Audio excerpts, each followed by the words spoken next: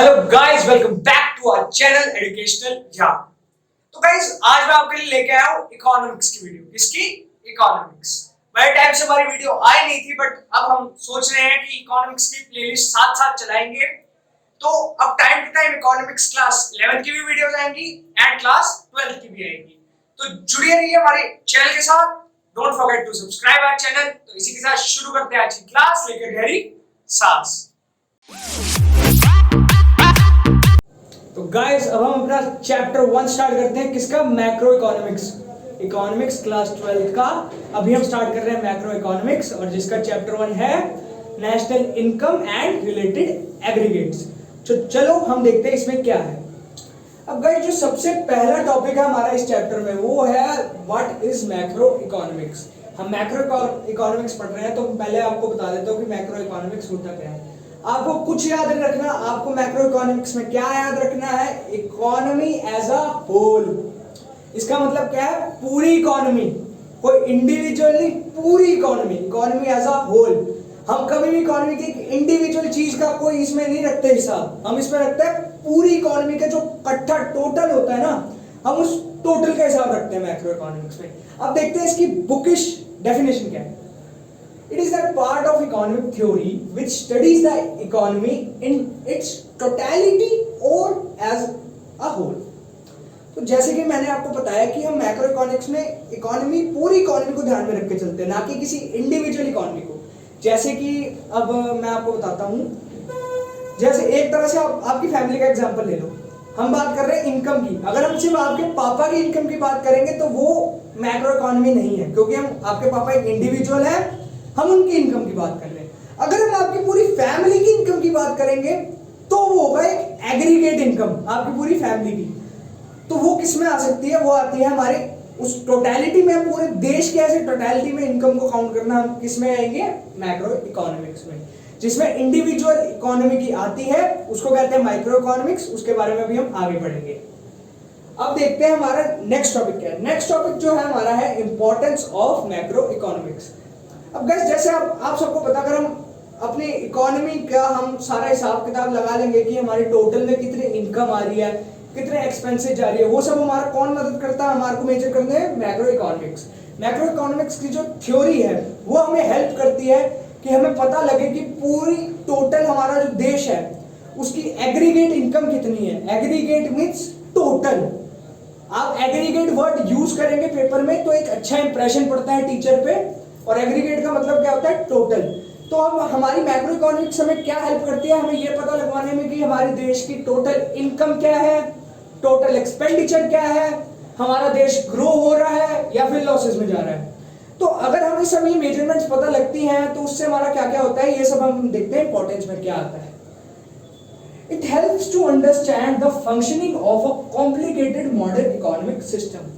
जैसे कि हम सब जानते हैं हमारा जो इकोनॉमिक सिस्टम है वो इजी नहीं है, वो बहुत कॉम्प्लिकेटेड है। इसमें बहुत सारे टर्म्स हैं। कोई एक टैक्स नहीं है। Direct taxes, indirect taxes, and taxes किसको देने हैं, किससे लेने हैं, एंड बहुत सारी कॉम्प्लिकेटेड टर्म्स है हमारी इकोनॉमी में। तो वो इजीली हम ऐसे नहीं कर सकते। हम अपने देश का ऐसे इतनी जल्दी हम वो नहीं निकाल सकते कि हमारा देश क्या ग्रो हो रहा है या नहीं हो रहा है।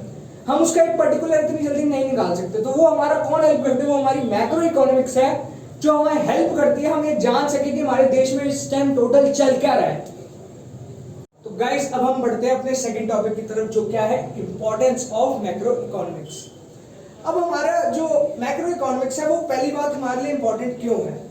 गाइस, जो हमारी मैक्रो इकोनॉमिक्स की थ्योरी है उसी से तो हमें पता लगता है कि हमारे जो कंट्री है उसमें कितना हमारा पैसा आ रहा है और वो कहाँ कहाँ डिस्ट्रीब्यूट होकर एक्सपेंडिचर में जा रहा है। जब तक हमें यही नहीं पता लगेगा तो हम अपने कंट्री के हमारे जो एक्सपेंसेस है कंट्री के वो कैसे भरेंगे। तो इसलिए मैक्रो इकोनॉमिक्स एक बहुत ही इंपॉर्टेंट रोल प्ले करती है हमारे देश की इकोनॉमी में। अब देखते हैं क्या है, बुकिश पॉइंट्स देखते हैं। It helps to understand the functioning of a complicated modern economic system. अब गाइस, आपको जैसे पता है हमारी कंट्री इतनी वास्ट है, इतनी वास्ट कंट्री है, उसमें कितने सारे फाइनेंशियल एस्पेक्ट्स हैं। आई मीन टू से कि हमारी कंट्री में अगर हमारी एक इनकम, एक तो कई जगहों से इनकम आ रही है, कितनी ही जगहों से इनकम आ रही है, चाहे वो ट्रेड हो, मतलब हर जगह से इनकम आ रही है, और वो भी डिस्ट्रीब्यूट भी, वो उसका जो फ्लो है वो भी कितनी जगह पे एक्सपेंसेस में जा रहा है, हमारे इंफ्रास्ट्रक्चर पे, एजुकेशनल सेक्टर पे, मतलब कितनी जगहों पर डिस्ट्रीब्यूट हो रहा है। तो उन सबका हिसाब लगना is not a easy thing for our country. तो उसके लिए हमें एक बड़ी टर्म चाहिए जो सबको एक ही टर्म में जोड़ ले। तो वो क्या काम, वो काम हमारे लिए कौन करता है? Macro economics.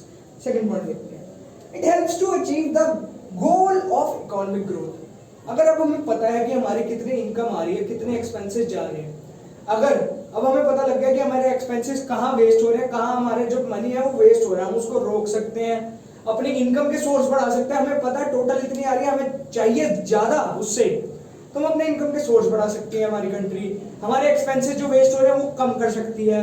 तो उससे क्या होगा, हमारी जो कंट्री है ऑटोमेटिकली उसकी इकोनॉमिक ग्रोथ हो जाएगी। Third point, it helps to bring the stability in price level. अब अगर हमारे में हमारी कंट्री है जो, अगर वो हिसाब से उसकी इनकम आती रहेगी, हिसाब से उसके एक्सपेंडिचर्स होते रहेंगे, तो उसकी मार्केट में कोई भी प्राइस चेंज करने की कोई जरूरत नहीं बचेगी, क्योंकि जहां से पैसा आ रहा है वो एक्सपेंडिचर में जा रहा है, लेकिन उसके बाद भी एक पर्टिकुलर अमाउंट बच रहा है जिससे daily needs of our country, मतलब जो इंपॉर्टेंट जहां जहां जगह पे पैसा लगना चाहिए वहां लग सके। अगर वो लग रहा है तो हमारे में स्टेबिलिटी तो रहेगी मार्केट में। मार्केट में प्राइस तभी चेंज होता है या तो हमें पैसे की जरूरत हो या तो हमारे पास पैसा ज्यादा हो। अगर मैक्रो इकोनॉमिक्स की टर्म्स हमें यही बता देंगी कि हमारा इतना पैसा आ रहा है और हमें इतना चाहिए तो हम उतना ही कमाएं, तो उससे क्या होगा, हमारे प्राइस लेवल में स्टेबिलिटी रहेगी, मार्केट्स में हिसाब से पैसा जाएगा और हिसाब से ही आएगा। चलिए बढ़ते हैं नेक्स्ट टॉपिक की तरफ। तो गाइस अब बढ़ते हैं अपने नेक्स्ट टॉपिक की तरफ जो है नेशनल इनकम। तो गाइस नेशनल इनकम क्या होता है, अगर हम एक साधारण लैंग्वेज में देखें तो नेशनल इनकम होता है कि हमारे देश में जितने भी लोग हैं वो सब मिलके जो कमा रहे हैं उसका एक जो टोटल अमाउंट बनता है उसको हम क्या कहते हैं, national income of our country. अब इसको भी देखने के ना तीन नजरिए होते हैं। पहला होता है हमारा प्रोडक्शन पॉइंट ऑफ व्यू, दूसरा होता है हमारा इनकम पॉइंट ऑफ व्यू, और तीसरा होता है हमारा एक्सपेंडिचर पॉइंट ऑफ व्यू। सबसे पहले हम देखते हैं प्रोडक्शन पॉइंट ऑफ व्यू से हम इसको कैसे देख सकते हैं। गाइस हमारे देश में जितने भी लोग जो प्रोडक्शन करते हैं ना, उस पूरी प्रोडक्शन की जो मनी वैल्यू होती है ना, उस पूरे की मनी वैल्यू के सम को नेशनल इनकम कहा जाता है। अब वो कैसे कहा जाता है, देखिए अगर आप कुछ प्रोडक्शन कर रहे हैं, आपको कुछ बेसिक फैक्टर्स चाहिए प्रोडक्शन के लिए, जो क्या है, चार फैक्टर्स हैं। लैंड, लिख लीजिएगा ये अपनी कॉपी में, चार फैक्टर्स होते हैं। कौन से? Land, labour, capital and enterprise.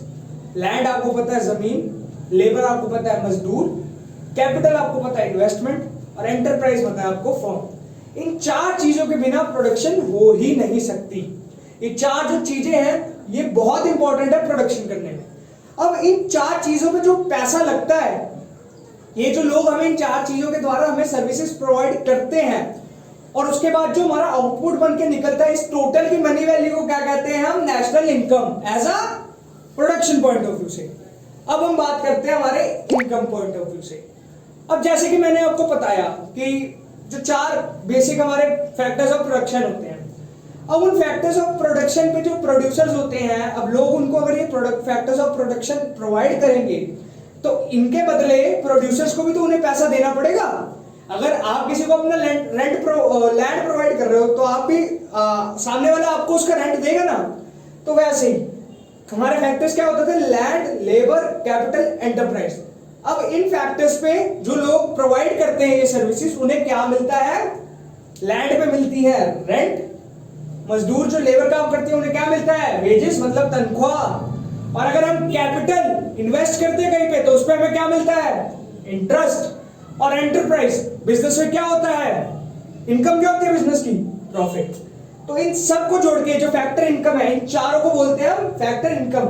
हम उन्हें क्या बोलते थे? Factor of production. Factor of production से जो पैसा मिलता है लोगों को उसको बोलते हैं फैक्टर इनकम। तो जो टोटल फैक्टर इनकम अर्न होती है हमारे देश के जो लोग हैं, जो वो अर्न करते हैं हमारे देश के अंदर या देश से बाहर भी, जो फैक्टर इनकम वो अर्न करते हैं, उन सबके सम को क्या बोला जाता है? National income, but from income point of view. अब हम देखते हैं हमारा लास्ट जो है एक्सपेंडिचर पॉइंट ऑफ व्यू। अब गाइस देखो एक कहानी चलती आ रही है पीछे से। हमने देखा हमारे पास कुछ चीजें थी, हमें कुछ लोगों ने चार चीजें प्रोवाइड करी, जिससे हमने क्या करी? प्रोडक्शन कर दी, प्रोडक्शन से हमें हमारे पास पैसा आया, ठीक है।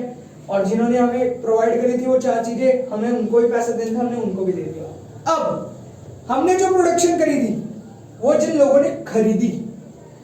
क्यों खरीदी होगी? अपनी कंजम्पशन के लिए। अब लोगों के पास जो पैसा आ गया, हमने इनको रेंट, वेज, इंटरेस्ट, प्रॉफिट दे दिया। अब ये उस पैसे का क्या करेंगे? अपनी जो डेली नीड्स है वो पूरी करेंगे, और जो बचा कुचा पैसा होगा उसको दोबारा फैक्टर ऑफ प्रोडक्शन में इन्वेस्ट करेंगे, ताकि क्या है, दोबारा उनके पास इनकम आए। सिंपल बात है, कॉम्प्लिकेटेड नहीं है, दोबारा बताता हूं। इनके पास जो पैसा आया अपनी फैक्टर ऑफ प्रोडक्शन को देके, उनको प्रोवाइड करके सर्विस प्रोड्यूसर्स को, इनके पास जो rent, wages, interest and profit के फॉर्म में पैसा आया, अब ये उसका क्या करेंगे? आपके पास पैसा है, मेरे पास पैसा है, हम क्या करेंगे? हम अपनी नीड्स पूरी करेंगे पहले। इन्होंने उसको कंज्यूम किया पहले, उसके बाद जो पैसा बच गया, ये उस पैसे को दोबारा इन्वेस्ट करेंगे, किसमें? फैक्टर ऑफ प्रोडक्शन में, ताकि उससे दोबारा गुड्स प्रोड्यूस हो सके, और उससे अगर गुड्स प्रोड्यूस होंगे तो इनको दोबारा पैसा मिलेगा फैक्टर इनकम के तौर पे। तो यही है हमारा expenditure method. National product is the net output of communities and services flowing during the year from the country's productive system in the hands of ultimate consumers। वही ये कह रहे हैं कि जो पैसा हमारा घूमता है, ये हमारा टोटली पैसा घूम रहा है। कैसे? प्रोड्यूसर्स के पास था पैसा, उनको इन्होंने फैक्टर ऑफ प्रोडक्शन दिए, प्रोड्यूसर्स को हम सब लोगों ने फैक्टर्स ऑफ प्रोडक्शन दिए, उन्होंने वो पैसा लगाया उस पे, हम लोगों को पैसे देके हमसे वो फैक्टर ऑफ प्रोडक्शन पे सर्विसेज ले ली।